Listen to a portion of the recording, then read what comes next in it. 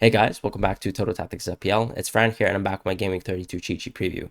Extremely sorry for missing Gameweek 31 and all the sort of content there. I hope you guys did well with the sort of Twitter cheat sheet.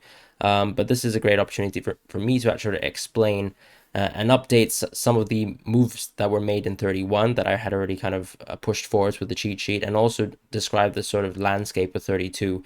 I think right now, a lot of people will have slightly diverging strategies, specifically around certain clubs and certain players and certain assets. This is because of the Gameweek 33 free hit. Clearly, for example, a team like United is very interesting in the short term, but not really for the long term. So if you are someone who's looking for a kind of pathway towards going for a non-free hit option, then maybe you wouldn't be so sold in going for United assets. However, if you are someone who is free hitting in 33, I mean, there's no reason to really look at United assets. You can clearly just pick them up on 33. These are the sort of divergent patterns we have here. I still think it's a very good opportunity for players who are not actually planning to use chips towards the end of the season, or might have already used all their chips to actually still go for teams like United, still go for players from Leicester. And that's simply just because of the abundance of fixtures that Leicester players have, and also the upside, I think, short term with what a premium can bring to you with the sort of United double fixture. We saw in previous weeks where, especially when Salah was out in AFCON, that moving your premiums were actually very beneficial between Kevin De Bruyne and Fernandes. And the players who actually managed to capitalize on the fixtures, swapping between Kevin De Bruyne and Fernandes, did extremely well. And I really think that that is going to be the same case with 33. In this week in 32, I think if you are someone who is, let's say, waiting for a wild card, if you are someone who's planning to free hit in 33, your transfer strategy will definitely be extremely different. I think it's a great week if you are not planning to use any chips in the near future, or maybe you're just looking to bench boost in 36, and that's your only sort of chip play possible, to think about rolling this week. I think if you have players like Saka already in your team, you are sort of covered versus the general population in a very good fixture for what should be a nice game for Arsenal, even though we did see Partey actually succumb to a muscular injury, and also Tierney seemingly off for a while. So that's going to have a big impact on Arsenal. I think this is a little bit of a crossroads where, in terms of the more longer term strategy towards the end of the season, we might want to stave off on going for too many Arsenal assets. They are a team that lacks a little bit of depth, not necessarily up front where they can kind of mix and match between Martinelli and Smith Rowe, or at least maybe you could argue that, of course, the depth between Lacazette and Nketiah isn't great. But defensively, there are a lot of issues at present right now, because we don't know exactly what the situation is. Tomiyasu, he's missed a lot of games. With Tierney, you have someone who might miss out the rest of the season, and we know that the drop off is extremely significant with Nuno. And if someone like Granit Xhaka, for example, plays left back in place of Nuno, I mean, the midfield options are also very, very, very thin. And you might see someone like Odegaard drop a little bit deeper into the midfield to create, but that would also just take away from him as an FPL option, and perhaps also hamper the attack overall. So we'll have to see what happens towards the end of the season. But I think this is a week to exercise a little bit of caution towards players, and just think about your wider strategy, because there shouldn't be too many threats this week when a lot of our players are going to be playing clashing games. Perhaps the winners are going to be the people who decide correctly between whether they play their Liverpool and City assets, or going for players who don't or aren't involved in the sort of title deciding game. I would actually say that the games between Liverpool and City are always very high scoring. Perhaps the defenders won't be so involved as usual, but we have always seen a lot of offensive involvement from players. And this is still a good opportunity, I think, to keep Salah in your team, as opposed to kind of going for the short term trend that has been the narrative in Twitter to move away from Salah. I would still exercise a bit of caution over there. I think De Bruyne is a fantastic option if you really want to make that swap, but with exception to that, I think all of us have at least one of Kane and Son, or maybe even triple Spurs assets in some way, some form. So I don't think there's really a need to move away from Salah this week. And your transfers should really be focused on maybe going for some priority assets that you think will pan out quite well for the medium term. As we know, 36 and 37, those fixtures have been announced. I think it's a great time to move into Chelsea players, or perhaps even try out a Leicester player who, their games in 32, playing versus Palace at home, will be quite a good game in my opinion, even though Palace showed a very, very resolute performance versus Arsenal. That's sort of what you have at your disposal here, the opportunity to go for players, even United players potentially this week, if you'd like to play a little bit more aggressively and not save your transfers. So that's going to be the sort of switch up there. If we move actually into the defenders this week, You have someone like Shar who once again represents a great budget option. And I think we are moving towards the end of the season where a lot of people will be going for big at the back. And I think I personally have already moved towards the structure. I moved away from Cody last week into Cancelo for this specific reason. But I acknowledge that a lot of people still have that sort of fifth spot in their team where they might be looking for a budget defender. And I think Shar represents the same sort of option that a defender like Roberts or Ben Mee would have presented a few weeks ago when we were looking at Burnley assets, or even in the short term where some people this week might have actually gone for Burnley assets too, just because of the very sort of short proximity between their doubles. Shar is a great option. He's been very, very exceptional since Trippier is out. He also takes free kicks, which is extremely interesting, I think, for a defender of this sort of price point. And he could deliver something within the 2 games in 33. So in the short term, I think he's definitely an option to look at. And there's no real need to really stretch your budget any further, in my opinion, for a Newcastle defender. I think it makes a lot more sense to kind of balance your budget this way because there's not sort of a huge drop off where, for example, with Chambers who have dropped here, there is going to be a huge drop off when Chambers isn't scoring great outside the box goals compared to someone like Cash or Dean, who would more regularly be involved with open play. Tierney unfortunately has these asterisks as well. And when we talk about Ben White and Arsenal defenders, as I mentioned previously, I think this could be a week where you move away from someone like Tierney if you are a Tierney owner, especially if the injury diagnosis is very poor. We don't exactly know the full news, and I think Arteta will sort of reveal the extent of his injury in his pre-match press conference very shortly. But I would actually only really keep an Arsenal defender if you have someone like Ben White, because we've already seen quite a big drop off in earlier parts of the season when we saw Nuno play quite consistently, and also when Partey was injured. So that for me is a huge impact on whether Arsenal defenders hold value. I still think the Arsenal defense or the offense look very good. They still created a lot of very consistent chances versus Palace, and I think that is going to be the big upside this week, where if you're someone who's a little bit late on going for the Arsenal midfielders, perhaps you can exercise caution if you already have Saka. But this is still a great week to go into Saka, in my opinion. Chalobah unfortunately falls. There's just going to be a lot of rotation for Chelsea at this juncture of the season, and there's no real need to go for an asset who is probably going to be part of that rotation, not really contributing too much on the offensive end. I think this is a great time to move into the premiums when we talk about Chelsea defense. And if you look further down the list, that's going to be players like James and players like Rudiger. Matip, however, I think presents sort of the opposite option, where I think he's not so rotatable in this Liverpool team. We did see Konate play versus Benfica, and that's another great sort of sign to show that Matip is probably going to be ready and fit to play that City game. Gabriel is someone that I did rise. I just think he does have a little bit of short-term upside. He's always an interesting little gambit if you want to go for these Arsenal fixtures and kind of capitalize on them. I did mention that if you might want to move out of Tierney this week. However, if you are someone who's looking at an Arsenal defender and maybe looking to wildcard, you could actually think about going for Gabriel, just because he would be a short-term option who could be extremely interesting. And this is more towards the sort of player base that are playing towards a wildcard 34. Cash and Reguilon fall for different reasons. Cash is someone who falls just because Aston Villa aren't interesting until after the 33 game week. And with Reguilon, I don't really know exactly what the situation is at Spurs with him and Conte. It's clear that he's had some fitness issues in the past. He's had some illness as well. But Doherty putting in such a great performance at left wing back, and also, as I mentioned many weeks back when I included Doherty into the cheat sheet, it's very clear that he has the full confidence in Conte, and his fitness is something that I think Conte really rewards, or recognizes rather, and therefore he will be rewarded. And I think Reguilon is someone who will lose out, unfortunately.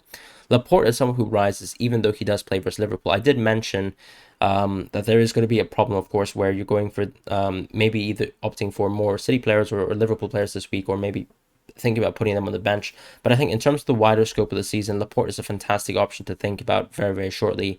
And I would already consider him to be one of the top tier defenders. We've seen players like Rudiger who can score outside the box. I wouldn't say Laporte necessarily has the license to do so in the City side, but he is clearly the focal point when it comes to his aerial dominance, and I think we've seen him score a lot of goals this season from this manner.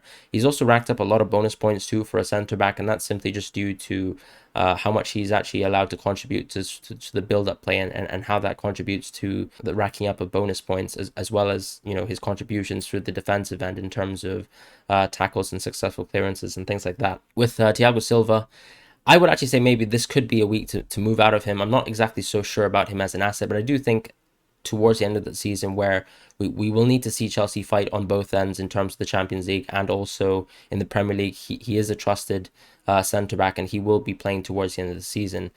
Trent, James, Rudiger, Robertson, Cancelo, these are all the best options. And I've actually dropped Van Dijk this week, even though for a lot of people, I think the narrative is that Trent has sort of fallen off. I would actually say from the eye test that I don't think Trent has fallen off at all.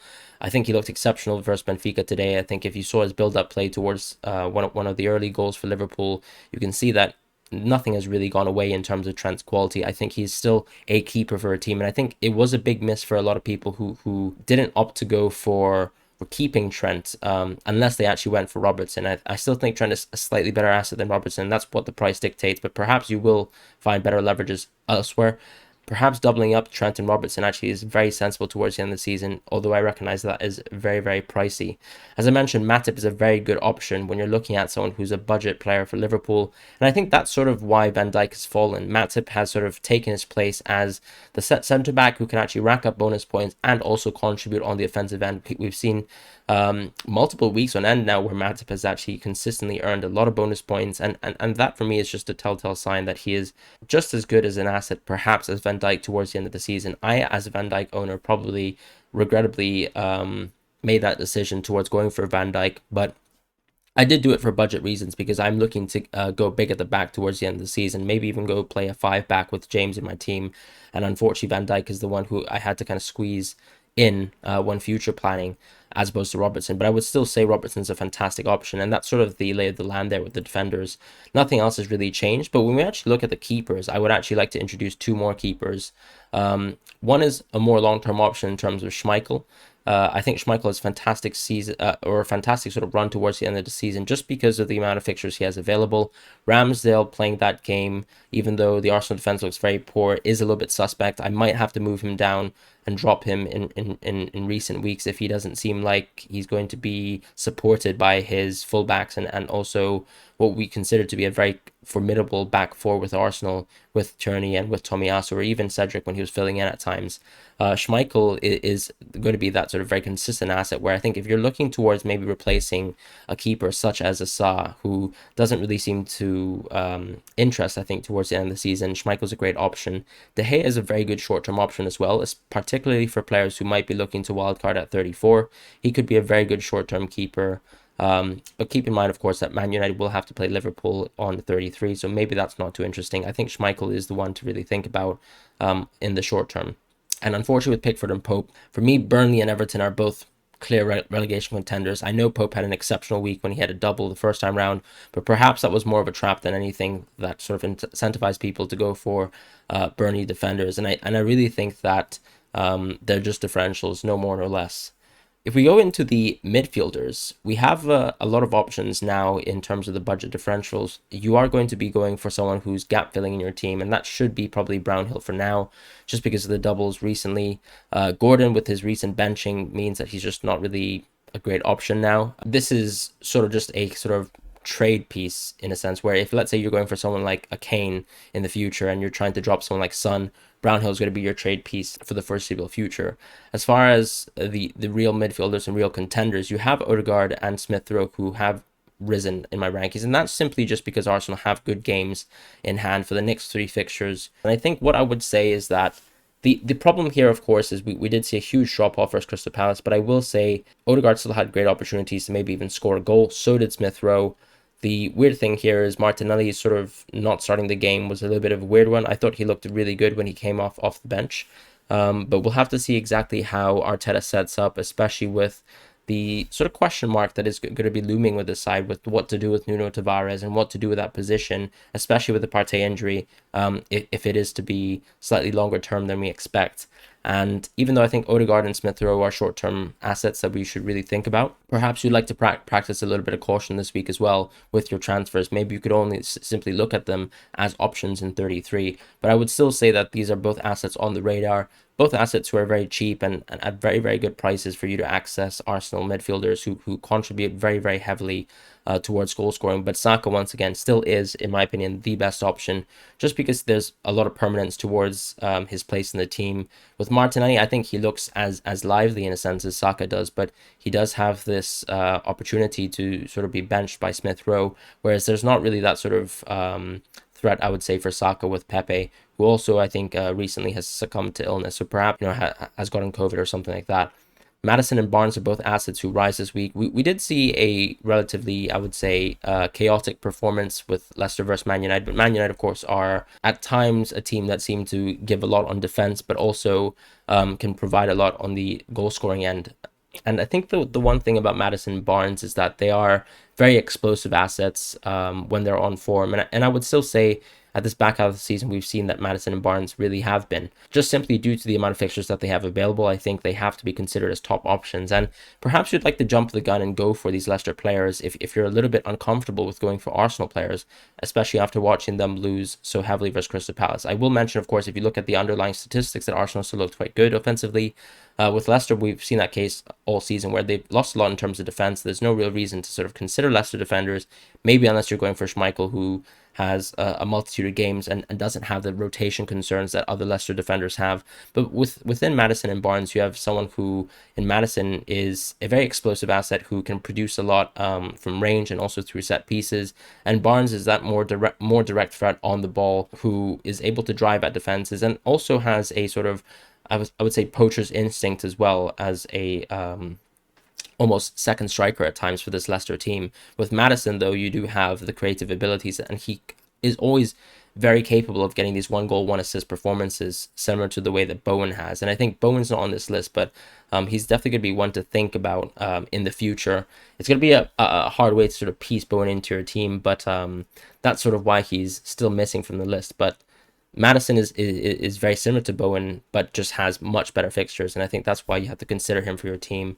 As someone who owns Barnes, I might actually like to double up for Leicester. Saka, I think, is still almost a must-have option for Gameweek 33, but you could absolutely go for a free hit there and then preclude Arsenal players from your team if you don't really seem interested in the Arsenal players. It's also a great week when we're talking about 33 to think about going for the double Leicester again, just like we did in the free hit, just because they're such an explosive team at times from the goal scoring end. And we know with Vardy still seemingly being out that Maddison and Barnes are still the priority targets. The underlying stats say so.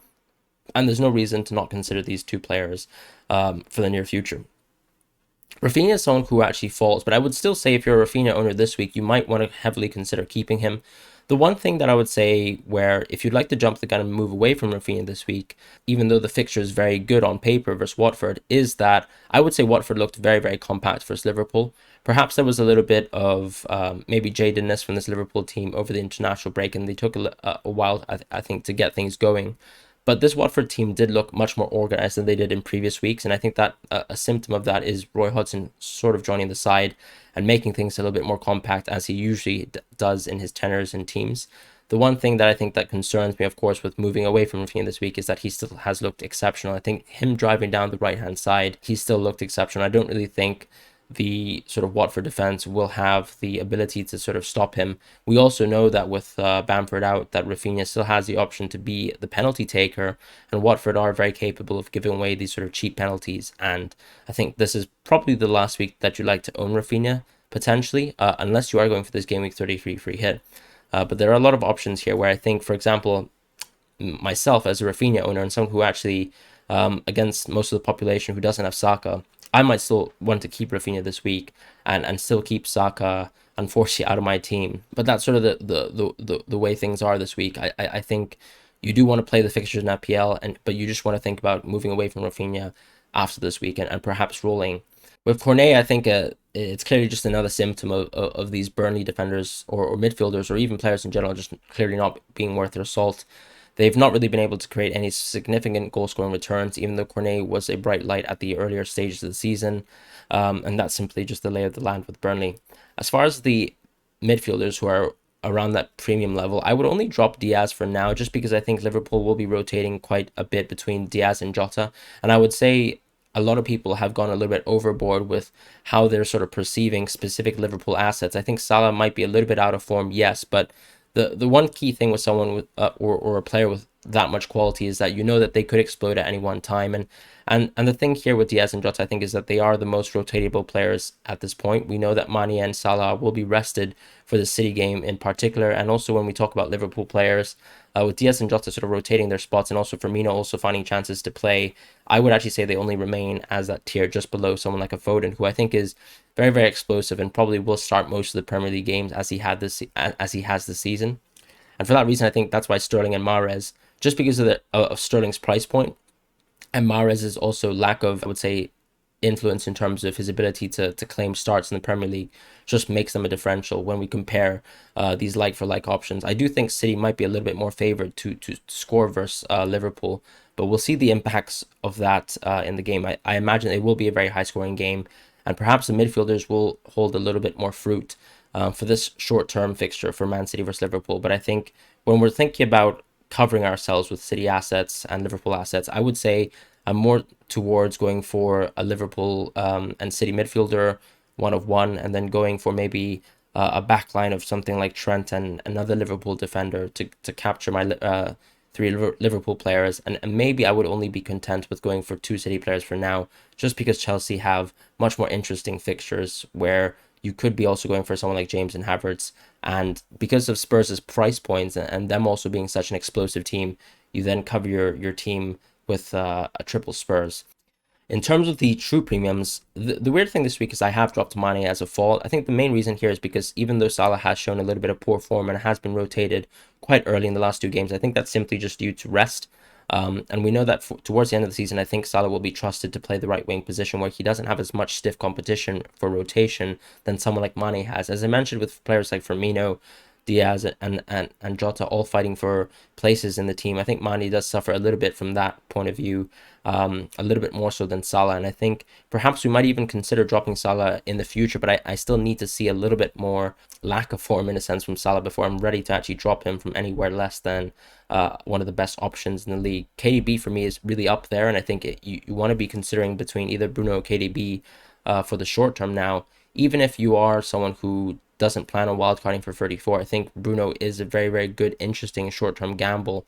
And that's what we've seen for the most part of the season, where I think actually rotating between the premiums, such as in the period where Salah was out for AFCON and people were rotating between Kevin De Bruyne and Fernandes, the players who played a much more cautious approach and weren't trying to play the fixtures, I think were a little bit more bidden by not going for aggressive gambles, such as moving between Fernandes and KDB. I think now that we have very formidable midfielders who actually could last towards the end of the season, if you think about players like Saka, Barnes, and Madison, these are all players you could ride towards the end of the season. Even players like Kulusevski or Son realistically are performing so well on a single game basis that you could look towards keeping them for the near future. And that's why I really think that there could be an opportunity to move between Salah, Bruno, and KDB.